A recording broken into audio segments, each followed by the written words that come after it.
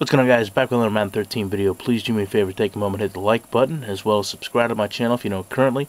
Welcome your criticism of this video as I play it at speed in the comments section, and as always, request that you follow me on Twitter. My username is Shutdown Safety, of course.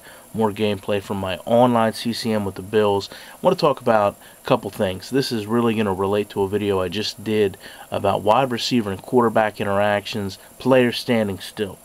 Get to take a look at it at another level with Josh Freeman here on the Miami Dolphins and talk about awareness and situations. And I realize there's going to be people that bring up the Mark Sanchez situation that occurred earlier this season. But to be honest with you, to me, this is a safety scenario that no quarterback, even at a high school level, is going to participate in.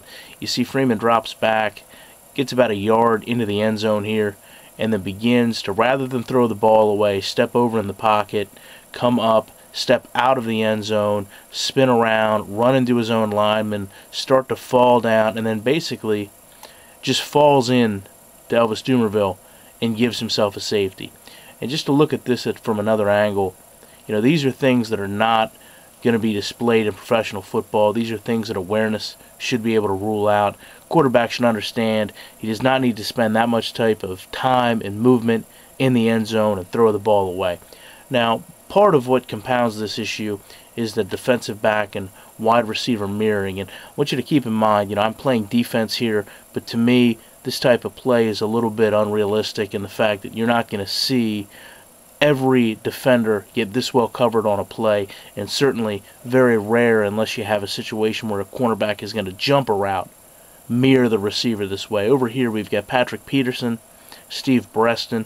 Here you can see a little bit of jam, but then removing the box, you see, you know, Peterson makes his cut almost before Breaston does. You know, this is something that very rarely seen in football, and just to me, I don't like seeing it in this game. You can see Peterson runs with him stride for stride down the field, pauses here to look back at the quarterback, which I do like. Always big proponent of situational awareness and head tracking in a game. But then, as you can see, as they both go to slow down on the route, they do the exact same animation here to a T. I mean, this is something that really, again, should not be expressed in simulation football from a wide receiver and defensive back standpoint to mirror each other. When we go over, we take a look at what goes on across the field. Again, players standing still, not realizing the quarterback is in a situation where he needs to get rid of the ball. Constantly plagues this game on curl routes, and I don't know why. Definitely needs to be addressed. This is a duration of the play where you see players standing still. I want to also touch on the coverage here of Thomas Howard. I realize Thomas Howard's a pretty athletic linebacker, but I just don't like to see this interaction this fast. As you can see, he basically shifts in front of Lewis, and it's so fast that it actually puts him in a bad perspective on the field, where the game then has him turn around, run backwards, and then correct himself to the inside again, with his legs sweeping through each other in the process. Again, that's something I don't like about that animation.